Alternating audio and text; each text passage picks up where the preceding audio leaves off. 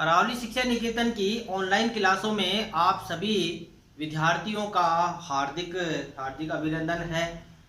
प्रातःकाल का नमस्कार, सुस्वागतम। देखो छात्र छात्राओं, हमने जो क्लासें चला रखी है, ये क्लासें आपको सुव्यवस्थित और अच्छे तरीके से और सरल से सरल तरीके से आपको जो है विषय से संबंधित अध्ययन करवाने का हमारा एक भरपूर प्रयास कर रहे हैं। इसमें आप हमारा सहयोग कीजिए। तो देखिए, हम आगे चलते हैं। पिछली वीडियो में हमने पढ़ा व्याकरण, भाषा जो है हमारी व्याकरण से संबंधित संस्कृत भाषा की जो व्याकरण है, इसमें व्याकरण के अब आगे हम चलेंगे वर्ण। देखिए, भाषा के मैंने आपको बताया था अंग अलग अलग थे, उसके जो भी व्याकरण के जो अंग थे वो अलग अलग थे। आज हम पढ़ेंगे वर्ण। वर्ण देखिए, संस्कृत में जो वर्ण है वो हिंदी की तुलना में कुछ थोड़े अलग है।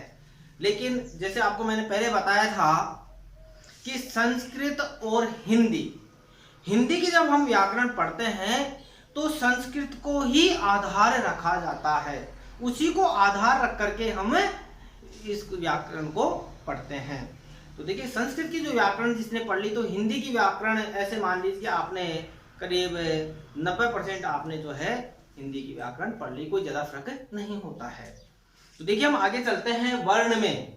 वर्णों की हम बात करें कि वर्ण जो है संस्कृत में जो है एक विद्वान हुए थे। देखिए, वर्णों को पढ़ने से पहले मैं आपको थोड़ा सा ज्ञान दे दूं कि संस्कृत में एक विद्वान हुए थे पाणिनि। इस पाणिनि विद्वान ने एक पुस्तक लिखी थी जिसका नाम था अष्टाध्यायी। उन्होंने एक पुस्तक लिखी थी जिस पुस्तक का नाम था अष्टाध्यायी। इस पुस्तक में उन्होंने जो है, ये काफी प्राचीन पुस्तक है, इस पुस्तक में उन्होंने व्याकरण से संबंधित, वैसे ये व्याकरण से संबंधित पुस्तक है, इन्होंने इस व्याकरण से संबंधित पुस्तक में उन्होंने जो है स्वर और व्यंजन उनके बारे में बताया। और उसी में उन्होंने एक सूत्र दिया जिस सूत्र का नाम था महेश्वर सूत्र। महेश्वर सूत्र। इसमें जो है 14 सूत्र थे। कितने थे? 14 सूत्र थे। इन सूत्रों में उन्होंने स्वर और व्यंजन बताए हैं कि स्वर कितने हैं और व्यंजन कितने हैं। तो देखिए, कुल उन्होंने जो है स्वर और जो व्यंजन बताए, उन स्वर व्यंजनों में उन्होंने स्वर तो जो है इसमें जो है उन्होंने जो बताए महेश्वर सूत्र के अनुसार अगर हम देखें तो स्वर जो है, स्वरों की जो संख्या है वो उन्होंने 22 बताई। और हम बात करें व्यंजन की, व्यंजन जो थे वो उन्होंने 42 बताए। यानी इस महेश्वर सूत्र के अनुसार, इसको माहेश्वर सूत्र भी कहते हैं, महेश्वर सूत्र भी कहते हैं, तो उन्होंने इन 14 सूत्रों में स्वर 22 बताए और व्यंजन 42 बताए। ऐसे कुल मिलाकर के उन्होंने कितने बताए? 64 स्वर और व्यंजन बताए। लेकिन उन्होंने एक चीज बताई कि इसमें जो एक वर्ण है, इन सभी महेश्वर सूत्रों में एक वर्ण है जो है लृ।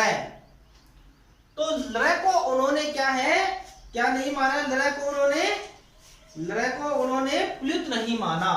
उन्होंने क्या किया है कि लृ जो शब्द है इसको उन्होंने प्लुत नहीं माना। क्यों? क्योंकि ल जो है अपने आप में ह्रस्व स्वर है, ये प्लुत नहीं होता है। ठीक है? क्योंकि हम जब स्वरों में पढ़ेंगे तो स्वरों में हम पढ़ेंगे स्वर कौन कौन से हैं, उसमें हम पढ़ेंगे कि लय जो है स्वर है वो प्लुत क्यों नहीं है, ये इसमें बताया गया है। तो हम आगे देखते हैं स्वरों के बारे में कि स्वर कौन कौन से हैं। ठीक है, देखिए अब हम सबसे पहले पढ़ेंगे, ये तो एक छोटा सा आपको जानकारी दी थी मैंने, इनको हम विस्तार से पढ़ेंगे, ये वैश्विक सूत्र भी पढ़ेंगे हम।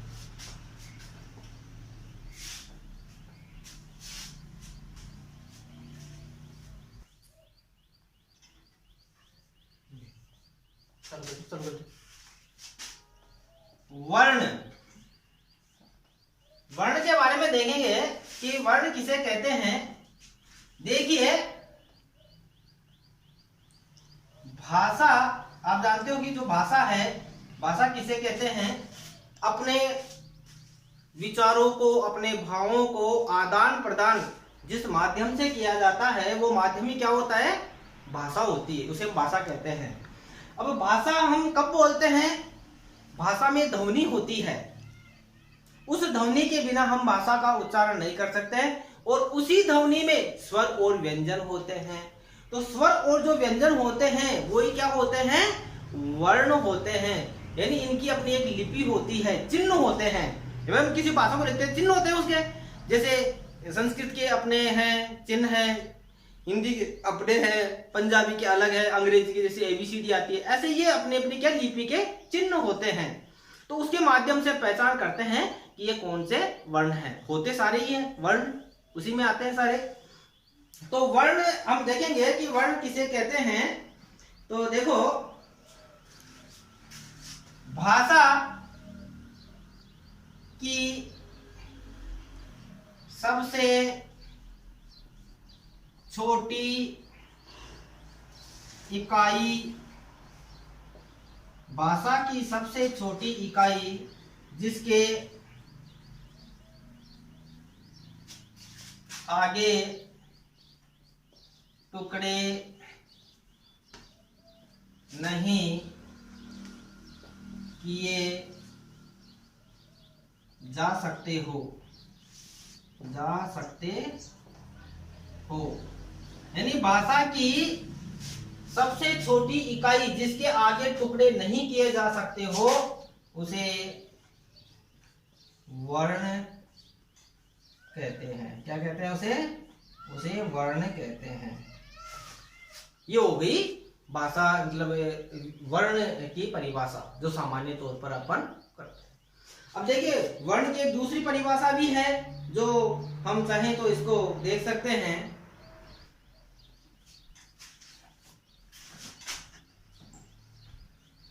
इसकी एक दूसरी परिभाषा भी है जिसको हम देख सकते हैं।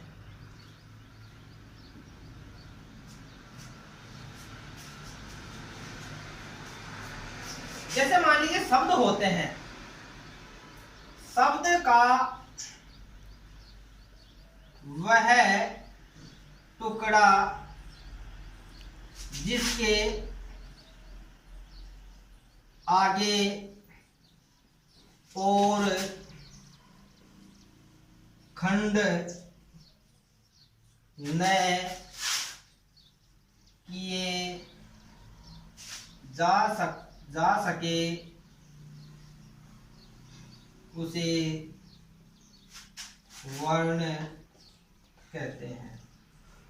देखिए बात वहीं आकर के रुकती है, आप चाहे कहीं भी आ जाओ। अपन बात करें भाषा की, तो भाषा की सबसे छोटी इकाई जिसके हम टुकड़े न कर सकते हो उसे वर्ण कहते हैं।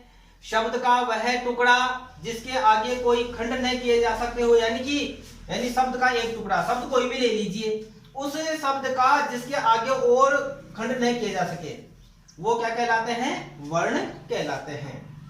अब हम बात करते हैं वर्ण में हम बात करते हैं, हम देखें वर्णों के, वर्ण जो हैं उनमें कौन कौन से भेद होते हैं उसके बारे में हम देखते हैं। देखिए वर्णों के दो भेद होते हैं।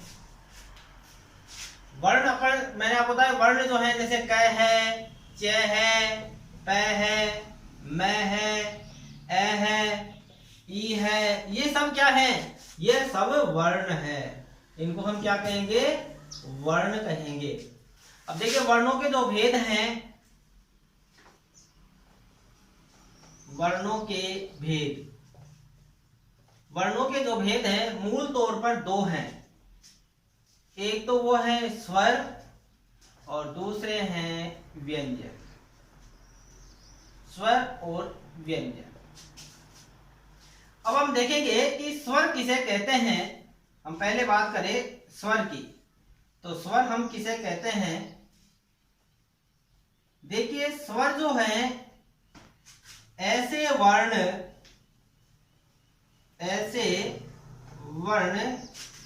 जो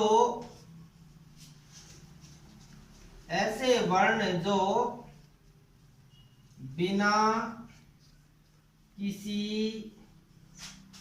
वर्ण की सहायता से उच्चारित होते हैं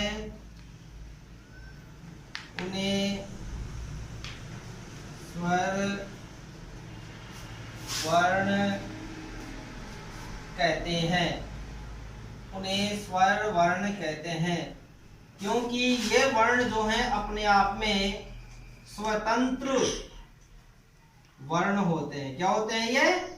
स्वतंत्र वर्ण होते हैं, यानी इनको किसी की सहायता की आवश्यकता नहीं होती है। देखिए स्वयं राजन्ते,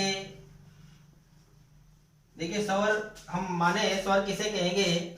स्वयं राजन्ते इति सौराः, इति सौराः। स्वयं राजन्ते इति सौराः। यहां क्या कहा गया है कि स्वर जो है वो स्वयं ही विराजमान है। राजन्ते यानी ऐसे वर्ण है, स्वतंत्र वर्ण है जिनको किसी की सहायता की आवश्यकता नहीं होती है, तो वो क्या कहलाएंगे? स्वर वर्ण कहलाएंगे। उसे हम क्या कहेंगे? स्वर वर्ण कहेंगे। तो देखिए आप इनको अपनी कॉपी में नोट कर लीजिए।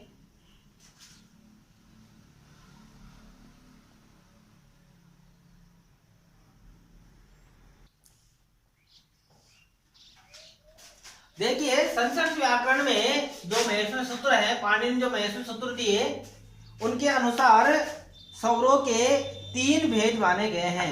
मैंने आपको बताया स्वर कितने होते हैं। स्वर कितने होते हैं? 22। कितने होते हैं स्वर? अभी मैंने आपको बताया स्वर कितने होते हैं? 22 स्वर माने गए हैं। इन 22 स्वरों में देखिए इनके 3 भेद हैं। स्वरों के कितने भेद हैं? 3 भेद। तो देखिए पहला भेद है ह्रस्व स्वर। ह्रस्व स्वर। देखिए ह्रस्व स्वर किसे कहते हैं? संस्कृत व्याकरण में ह्रस्व स्वर किसे कहते हैं? इनको हम एक मात्रिक स्वर भी कहते हैं। क्या कहते हैं? एक मात्रिक स्वर।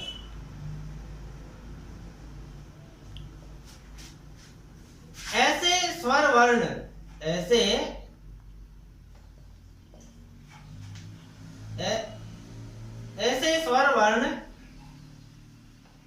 ऐसे स्वर वर्ण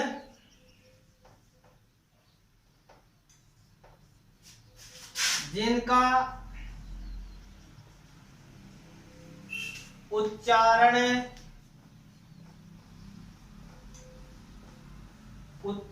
करने में एक मात्रा जितना, उच्चारण करने में क्या है? एक मात्रा जितना, यानी इनका जब हम उच्चारण करते हैं तो हमें इनका उच्चारण करने में एक मात्रा का समय लगता है।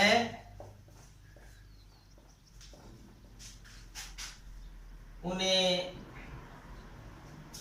ह्रस्व स्वर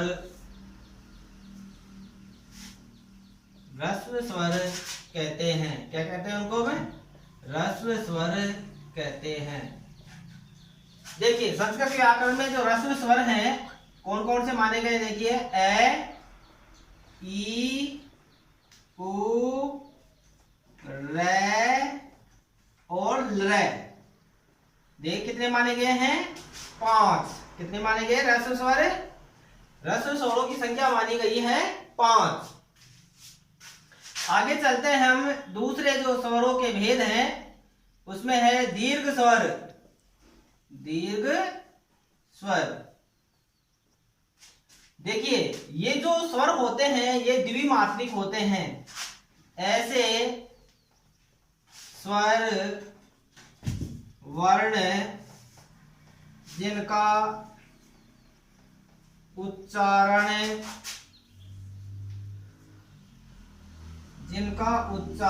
करने में ह्रस्व स्वरों की तुलना दुगुना समय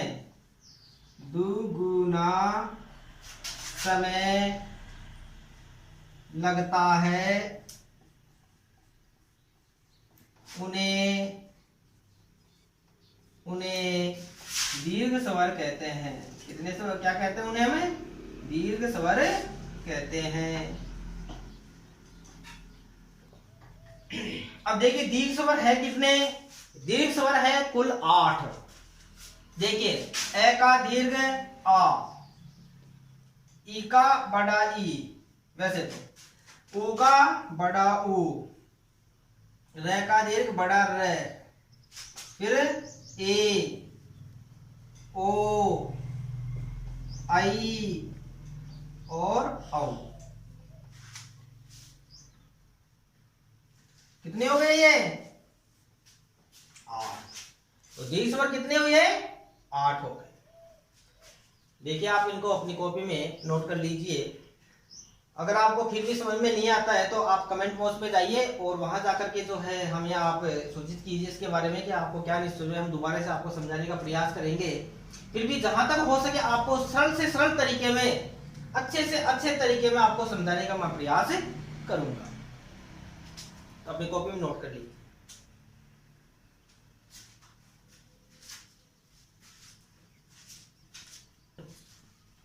हाँ देखिए तीसरा जो हम स्वर का भेद पढ़ रहे हैं वो है प्लुत स्वर। कौन से हैं, प्लुत स्वर। प्लुत स्वर में देखिए प्लुत स्वर कौन कौन से होते हैं, ऐसे स्वर वर्ण जिनका उच्चारण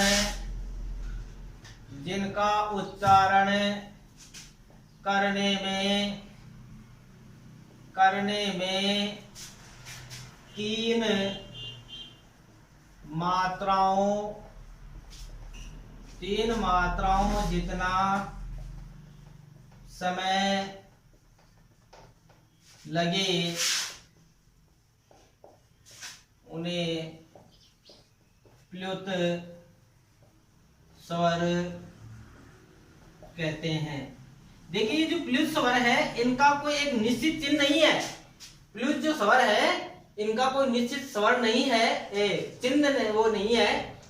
वैसे जब हम इन स्वरों का उच्चारण करते हैं तो उस स्वर के आगे हम क्या लगा देते हैं, ऐसे 3 लिख देते हैं, 3 की तरह लिख देते हैं। किसकी तरह लिख देते हैं, 3 की तरह लिख देते हैं। कैसे, जैसे देखिए अभी मैं लिखूं ओम, तो ओम का हम उच्चारण करते हैं तो ओम का हम कई बार उच्चारण करते हैं।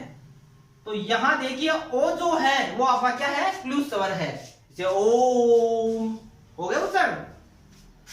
ऐसे ही हम जब किसी को आवाज देते हैं तो आवाज देकर के बुलाते हैं, उसमें भी अपन क्या करते हैं, प्लुत स्वर लगाते हैं। क्या लगाते हैं उसमें, प्लुत स्वर लगाते हैं। जैसे और देखिए हे राम अत्र आगच्छ। तो यहां देखिए मैंने ये प्लुत स्वर हो गया, यहाँ पे ये प्लुत हो गया। क्या हो गया, मैं के अंदर जो अ है, मैं के अंदर जो अ है वो प्लुत स्वर है। क्या इसमें प्लुत स्वर है। तो ऐसे इस प्रकार देखिए और भी होता है, अरे अरे, तो रे में ए जो है वो भी प्लुत स्वर हो जाता है। तो इस प्रकार ये प्लुत स्वर होते हैं। सभी जो स्वर हैं उनके हम प्लुत स्वर बना सकते हैं, लेकिन जो एक ल है, ल ही एक ऐसा वर्ण है जिसका जो प्लुत स्वर नहीं है, ये प्लुत स्वर नहीं होता है, ये प्लुत स्वर नहीं होता है भाई। ठीक है, आज की क्लास देखिए यही समाप्त करते हैं। अगली क्लास में आपको व्यंजनों के बारे में बताएंगे विस्तार से। देखो प्रिय विद्यार्थियों, आप ये जो हमारा चैनल है इसको सब्सक्राइब जो है आप कीजिए और अपने मित्रों को इनको जो है आप बार बार शेयर करवाइए, उनको इसके बारे में भी जानकारी दीजिए। हर वीडियो में आपको इस प्रकार के लिए बताया जाता है। और जहाँ तक हो सके विद्यालयों को खुलने का समय अभी तो ऐसा लगता नहीं है कि कब होगा, लेकिन फिर भी देखिए आपकी सुविधा के लिए हमने इस प्रकार ये चैनल चला रखा है, तो आप इसका भरपूर लाभ उठाइए। जय हिंद।